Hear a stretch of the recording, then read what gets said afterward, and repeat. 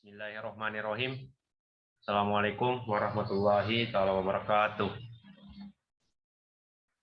Saya Fadli Muhammad Dirga akan mempresentasikan hasil draft proposal karya tulis ilmiah yang berjudul pengaruh penggunaan media pembelajaran manipulatif berbasis alat peraga dengan model pembelajaran kooperatif tipe Teams Games Turnamen atau TGT terhadap hasil belajar siswa SMP. Kenapa saya mengambil model ini?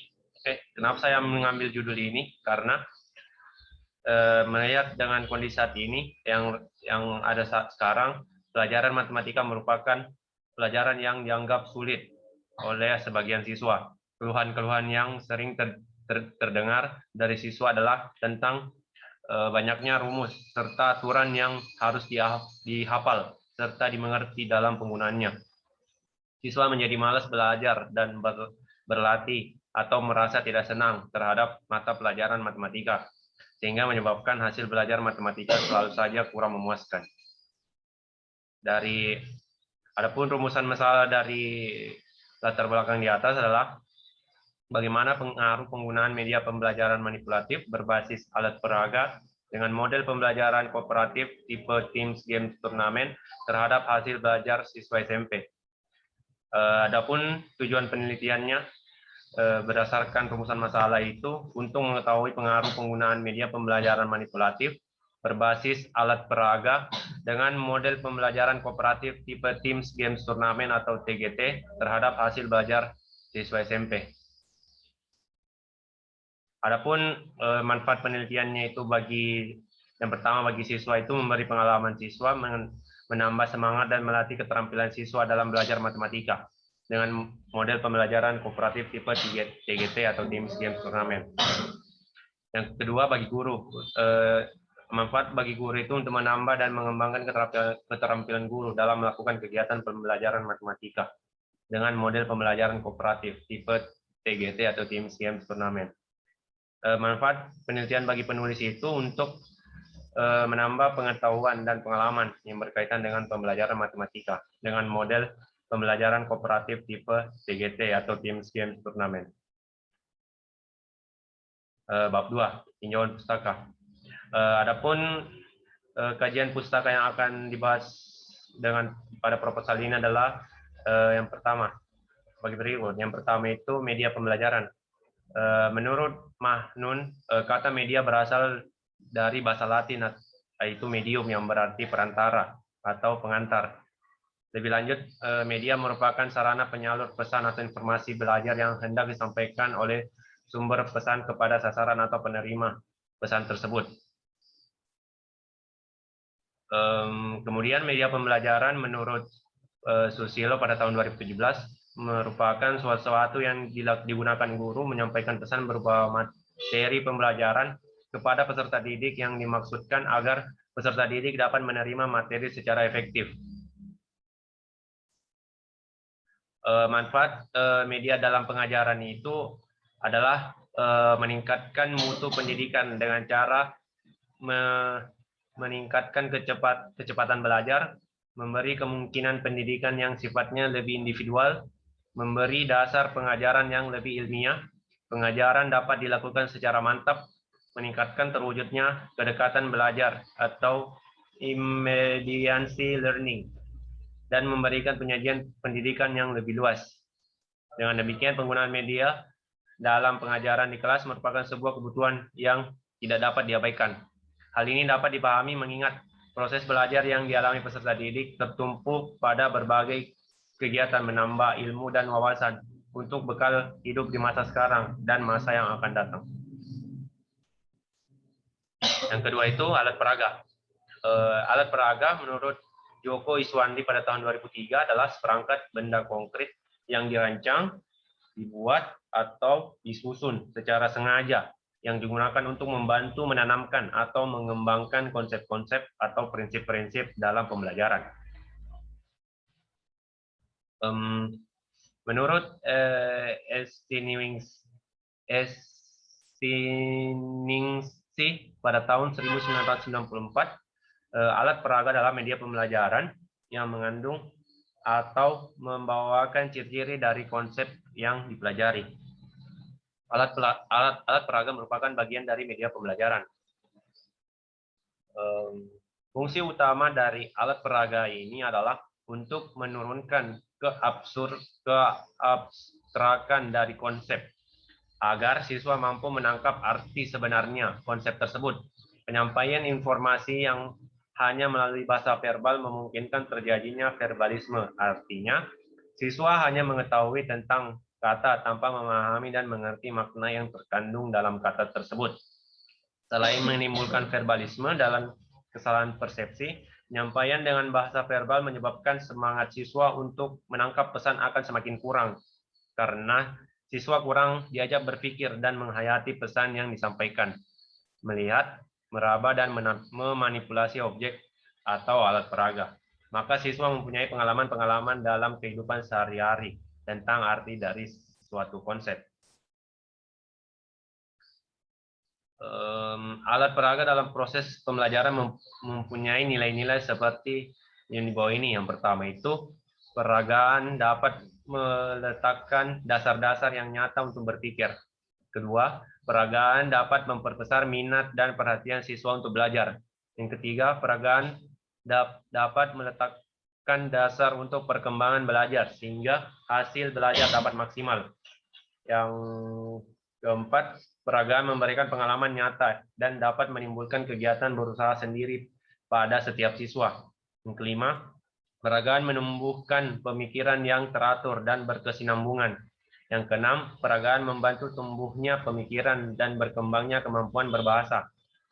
Dan yang ketujuh, peragaan memberikan pengalaman yang tidak mudah diperoleh dari cara lain serta membantu berkembangnya efisiensi dan pengalaman belajar yang lebih sempurna.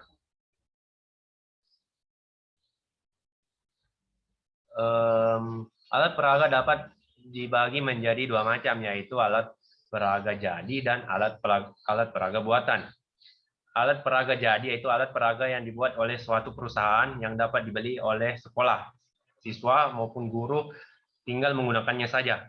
Sedangkan alat peraga buatan sendiri adalah alat peraga yang dibuat sendiri oleh guru maupun siswa. Tidak semua sekolah mampu menyediakan alat peraga karena harganya yang begitu mahal. Oleh karena itu dapat disiasati dengan membuat alat peraga sendiri dengan biaya yang sedikit.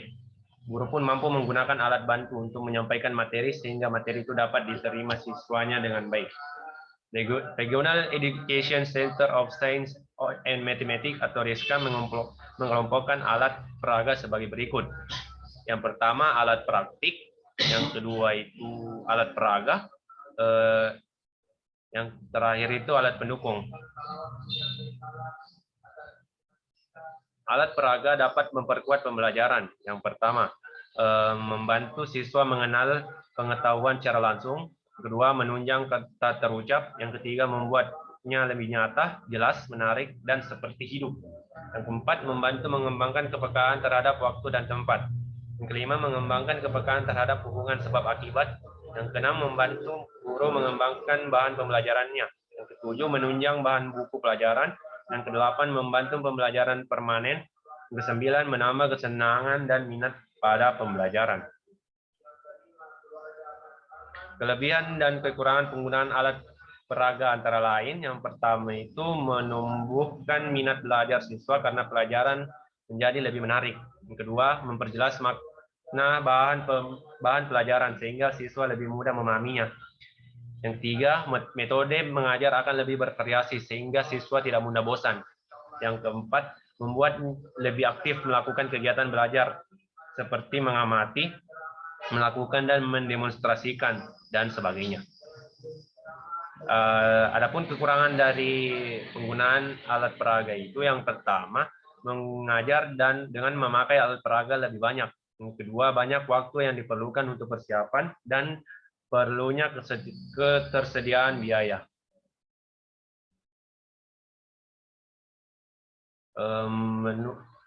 Menurut Ruspendi dalam Darhim pada tahun 1986 menyatakan bahwa alat peraga yang digunakan harus memiliki sifat sebagai berikut. Yang pertama, tahan lama. Yang kedua, bentuk dan warnanya menarik. Yang ketiga, sederhana dan mudah dikelola. Yang keempat, ukurannya sesuai dengan ukuran fisik anak. Yang kelima, dapat menyiapkan konsep. Dan yang keenam, sesuai dengan konsep pembelajaran. Ketujuh, dapat memperjelas konsep. Dan kedelapan, peragaan itu supaya menjadi dasar bagi tumbuhnya konsep berpikir yang abstrak bagi siswa. Yang kesembilan, bila kita mengharap siswa belajar aktif, alat itu supaya dapat memanipulasi, yaitu dapat diraba, dipegang, dipindahkan, dimainkan, dipasangkan, dan dicopot, dan lain sebagainya. Dan yang ke-10, bila mungkin alat peraga tersebut dapat berfaedah lipat. Yang ketiga, model pembelajaran kooperatif tipe TGT atau Teams Games Tournament. Model pembelajaran kooperatif tipe Teams Games Tournament adalah salah satu tipe atau model pembelajaran kooperatif yang mudah diterapkan, melibatkan aktivitas seluruh peserta didik tanpa harus ada perbedaan status, melibatkan peran peserta didik sebagai tutor sebaya, dan mengandung unsur pemahaman dan penguatan. Keunggulan dari model pembelajaran tipe TGT ini adalah adanya turnamen akademik dalam proses pembelajaran, di mana setiap anggota kelompok mewakili kelompoknya untuk melakukan turnamen. Karakteristik dari model pembelajaran kooperatif tipe TGT itu yaitu peserta didik belajar dalam kelompok kecil, di mana dalam proses pembelajaran terdapat games turnamen yang nantinya akan ada penghargaan kelompok.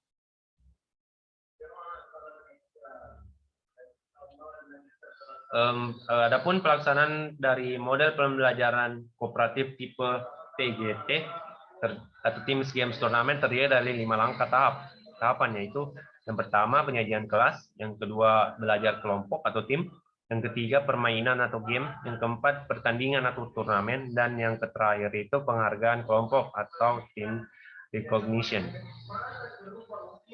Model pembelajaran kooperatif tipe TGT juga memiliki kelebihan dan kelemahan sama dengan model pembelajaran kooperatif yang lainnya.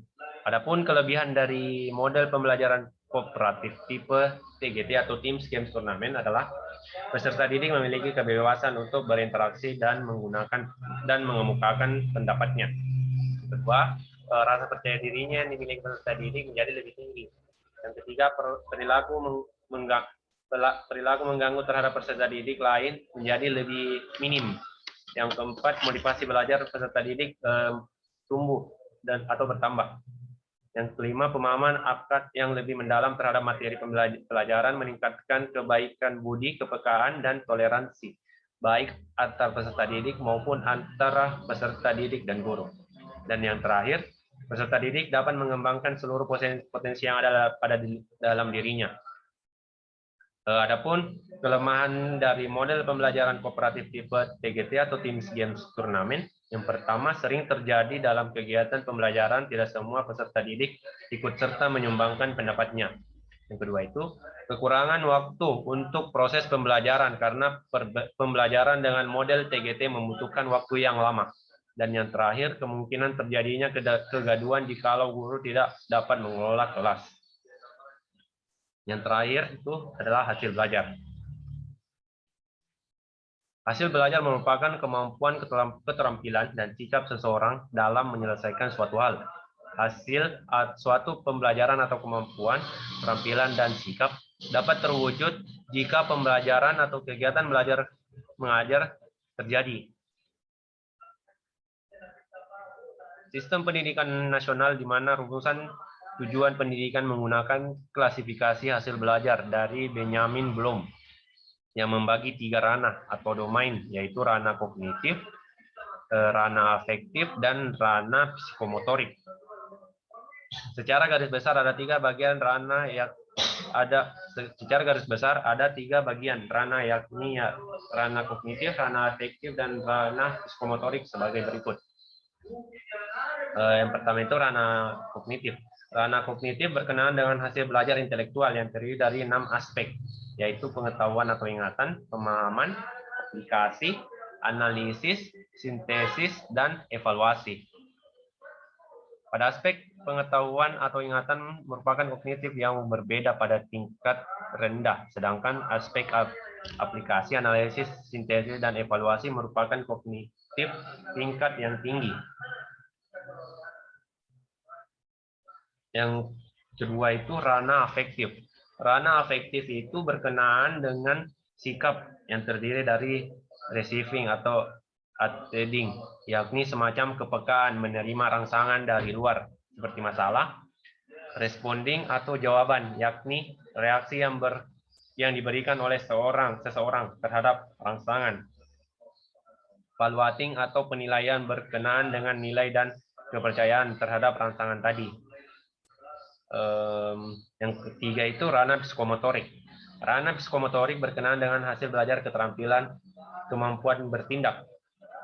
Adapun 6 aspek ranah psikomotorik yakni gerakan refleks, keterampilan gerak dasar, kemampuan perseptual, keharmonisan gerakan gerakan keterampilan konsep, dan gerakan ekspresif dan interpretatif. Faktor utama yang mempengaruhi hasil belajar peserta didik yaitu faktor internal, yakni keadaan atau kondisi jasmani dan rohani peserta didik. Dan faktor eksternal atau faktor dari luar peserta didik, yaitu kondisi lingkungan di sekitar peserta didik, misalnya faktor lingkungan dan faktor pendekatan belajar, yakni jenis upaya belajar peserta didik yang meliputi strategi dan metode yang digunakan untuk melakukan kegiatan mempelajari materi-materi pembelajaran. Adapun kerangka berpikir dari judul saya itu, pembelajaran merupakan proses terjadinya transfer ilmu pengetahuan dari pendidik ke peserta didik. Agar proses pembelajaran dapat berjalan dengan baik sesuai dengan tujuan pembelajaran yang akan dicapai, maka diperlukan suatu alat yang dapat mendukung kelancaran proses pembelajaran. Alat tersebut dinamakan media pembelajaran. Penggunaan suatu media pembelajaran oleh guru tidak selamanya sesuai dengan kondisi peserta didik. Penggunaan media pembelajaran yang cenderung monoton dalam jangka waktu yang lama akan membuat peserta didik merasa jenuh dan menyebabkan kurangnya motivasi belajar peserta didik. Dari uraian di atas perlu dikembangkan suatu media pembelajaran yang perlu dari uraian di atas kita dapat mengembangkan suatu media pembelajaran yang menarik dan mempunyai konsep belajar yang bermain agar peserta didik mempunyai suasana belajar yang menyenangkan serta mudah memahami materi pembelajaran, yaitu media pembelajaran berbasis alat peraga yang dibuat berdasarkan model kooperatif tipe TGT atau Teams Games Turnamen. Dengan penggunaan media tersebut, peserta didik akan merasa senang dan mengikuti pembelajaran. Selain itu, media pembelajaran ini diharapkan dapat meningkatkan ketertarikan peserta didik dalam belajar, sehingga dapat pula meningkatkan pemahaman serta motivasi peserta didik dalam belajar. Mungkin cukup sekian presentasi dari saya. Mohon maaf apabila ada kekurangan. Dan saya akhiri dengan ucapan wassalamualaikum warahmatullahi wabarakatuh.